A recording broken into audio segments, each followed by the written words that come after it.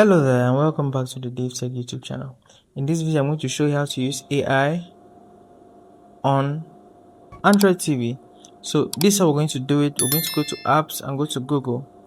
Under Google, you find this AI button here, AI mode.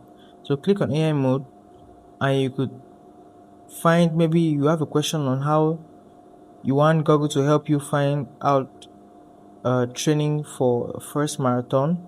So you can just click in, help me map out training for my first marathon. And if you click on that, it loads up and you have an AI overview here. Click on show more and you find everything.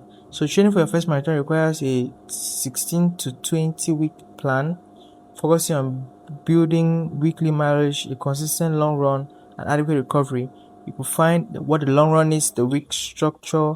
So any topic you put in here is going to break it down in very clear terms like this, elaborately showing you even a schedule on how to do what you want.